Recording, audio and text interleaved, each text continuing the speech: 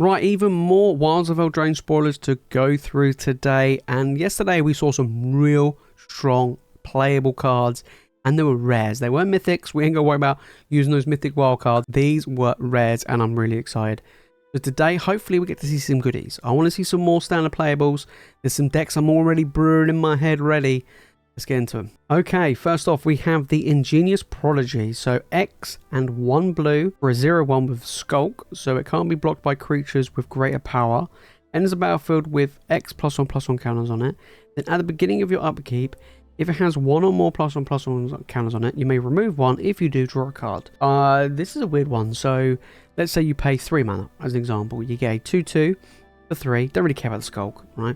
You get a 2/2 for 3. Okay. And then at the beginning of your next turn, you get to remove a counter. It becomes a 1/1 and you get to draw a card. This to me seems kind of weak. Why? Because it doesn't do anything until your next turn. So let's say you pay 5 mana. Right, you pay all your mana into this, you make a 4/4.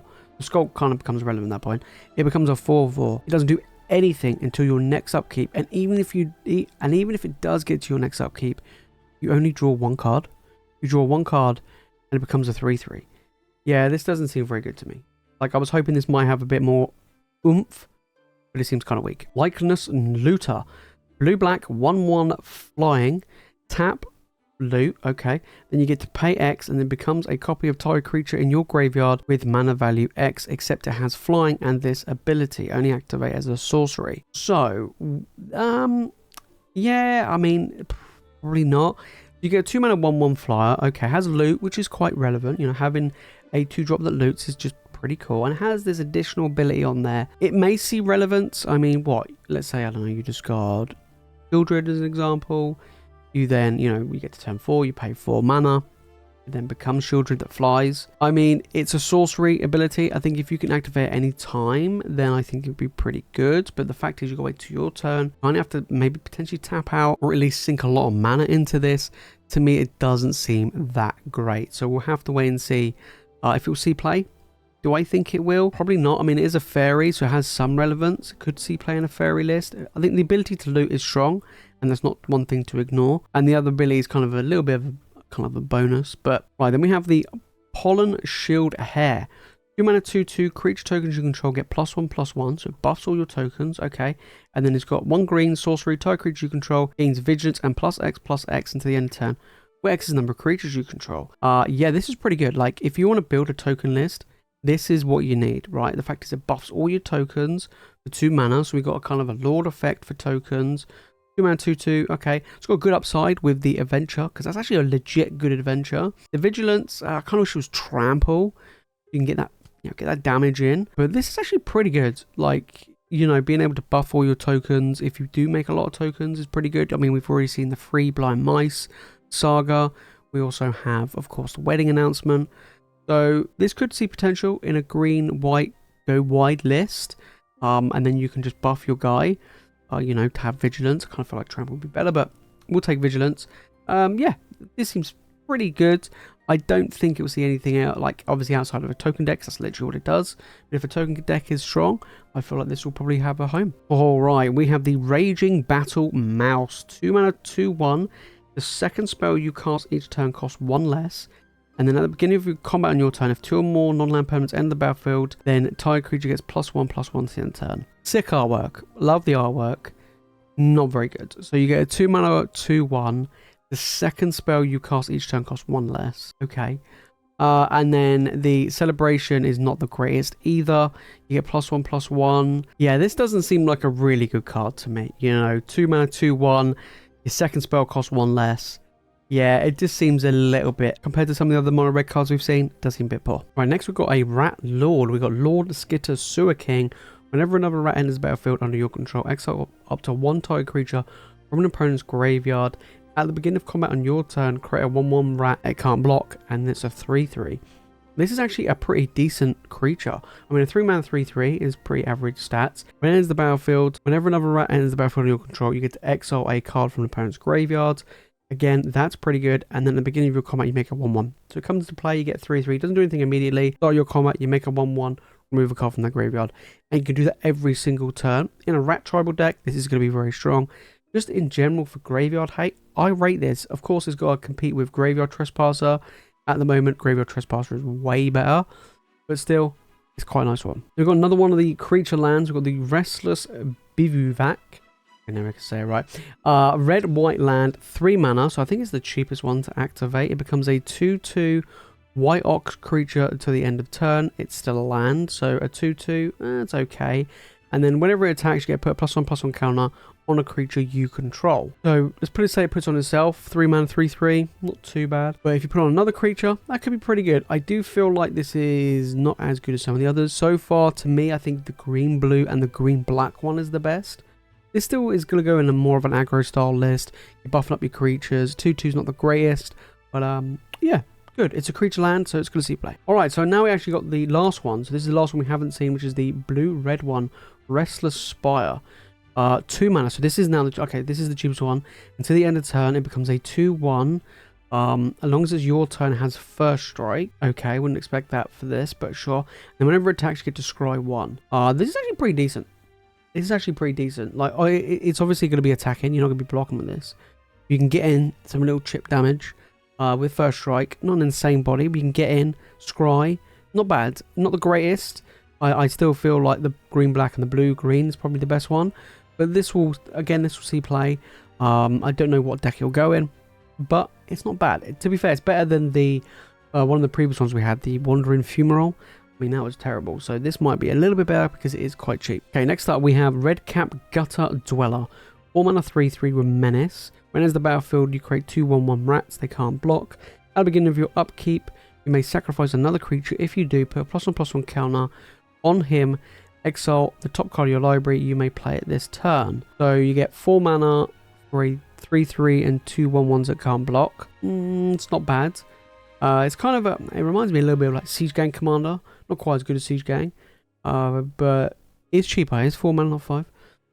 The ability to basically sacrifice, well, let's be honest, a rat, and then give it +1/+1, and you get to cast top card of your library. I mean, not bad. It's not bad. It's not terrible. Again, I wouldn't see this in a potentially top end of an aggro deck, but probably not. This might be in like a kind of a grindier list. But it does seem pretty good. I do think like if the rats could block, it'd be a little bit better. But might see some play. Okay, Sentinel of Lost LW. 3 mana 3/4. Good stats right there. When it's the battlefield, choose 1 or more. Turn target card you own in exile that has an adventure card to your hand. Return target card you don't own in exile that has an adventure on the bottom of your library. And exile target player's graveyard. So I think the first one and the last one is probably going to be the most common. So let's say you have an adventure, you have a card out on an adventure. You play this, you put it back into your hand. So then you do the adventure again. That's pretty useful. The second one's a bit odd. Probably not going to use that more often. And then the third one, being able to just completely exile a graveyard, very relevant. Okay, very relevant. And it's decent body. You know, 3 mana 3/4 is decent stats. You know, relevant creature type as an elf. But overall, pretty good. Will it see play? Sideboard play, I would say. I mean, you could an adventure style list if you really want to get an extra advantage. Depending on if the adventure stuff that you're casting is going to be worth putting back into your hands. But it might see play. Probably some fringe play. Right, Rotisserie Elemental. 1-drop 1/1 Menace. Whenever it deals combat damage to a player, put a skewer counter on it. Amazing. Then you may sacrifice it. If you do, exile the top X cards of your library, where X is the number of skewer counters on it. You may play those cards this turn. There's a lot of these cards in this set that want you to exile stuff on top of your library and play them. I've noticed that. I noticed this theme. Is it good? Probably not. I mean, you play it in a mono red list already. You're competing with some really good 1-drops, and I just don't see this needs too much to happen to be good. You know, to get the real benefit from this, it needs to be dealing damage and stuff like that. To me, I don't think it's worth it. I think there's better 1-drops that you can play in a mono red list. It just doesn't do it for me. Spiteful Hexmage. We've got a human warlock 1-drop 3/2. There's a lot of cheap, decent stats creatures with a downside, of course. What's the downside in this one? When it's the battlefield, you create a cursed roll token attached to target creature you control. So you basically make it a 1/1. So you don't play this on turn 1, because if you play it on turn 1, you basically get a 1 mana 1/1. if you play it on turn 2, you're going to have a creature already in play. It seems pretty bad. This seems pretty bad. I don't like, what are you going to play this in? You're different when you saw the fairy, the 1-drop fairy, the 3/3 flying fairy. That is incredible compared to this card. This card is just not good. Not good. And even in an aggro list, would you play it? Probably not. There are better 1-mana creatures to play. You know, it's just not great. It's just not great. You're going to be playing this one on turn 2, making something you played on turn 1 on 1/1 unless it's already a 1/1. Yeah, doesn't seem good. Tangled Colony. So we got 2 mana for a 3/2. Rat, can't block. When it dies, you create X rat creature tokens which can't block, where X is the amount of damage dealt to it this turn. Okay. So you get a 2 mana 3/2 which can't block. Okay. It's a rat, so you can do this rat tribal list. Then when it dies, you make a bunch based on how much damage it took. So let's say they play with fire it, you get 2 rats. If they Brotherhood's End, you get 3 rats. If they have a lightning strike and they need to deal with it, you get 3 rats. So yeah, I think this will see play. I think it will see play. You know, in a rat tribal list, there's tons of rat support we've already seen in this set. And I mean, a 3/2 body for 2 is not bad.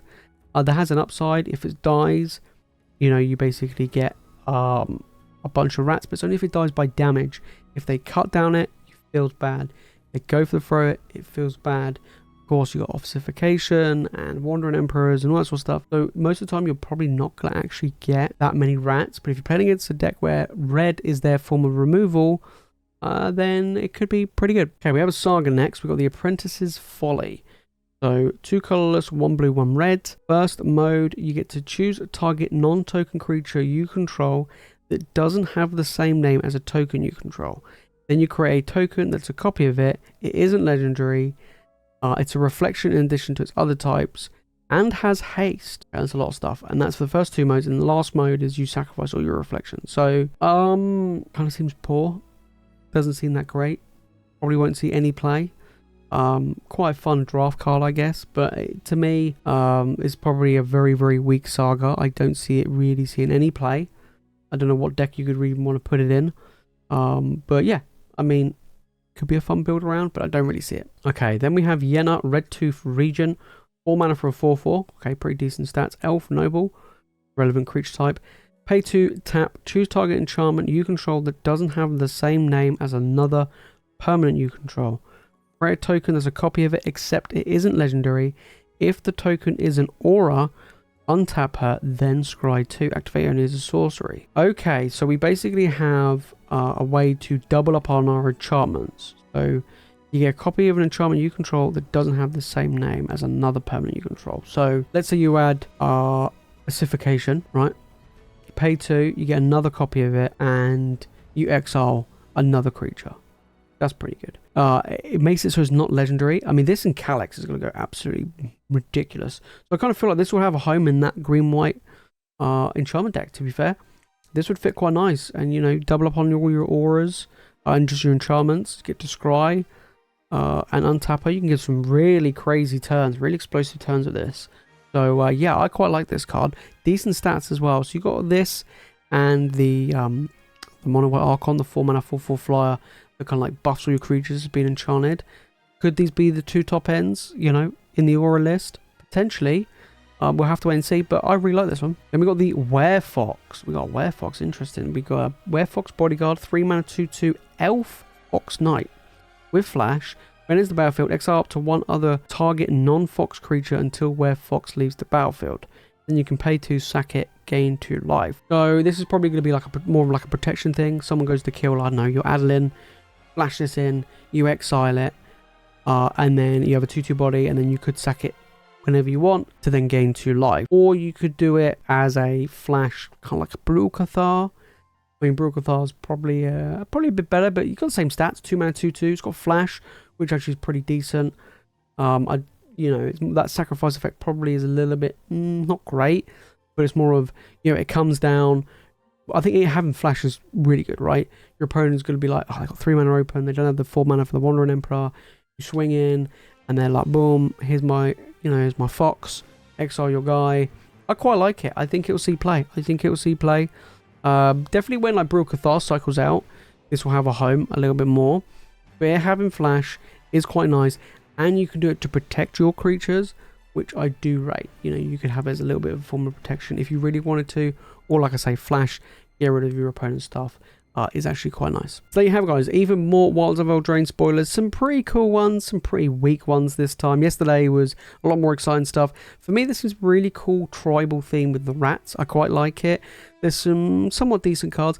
The man lands, all the creature lands coming in. We saw the red white one and the red blue one. I don't think they're that great compared to some of the others, but I do feel like the red white one will have, well, they all have a home, but I think the red white one will actually do pretty well in an aggro style list. The red-blue does seem a little bit weak, in my opinion. A 2/1 first striker, it's okay, but not the greatest. But, however, those two are cheap. They're the cheapest ones to activate. I still think the green-blue one and the green-black one are the best, but we'll have to wait and see. But they will find a home, of course. And like I said, you've got some really good rat support and enchantments.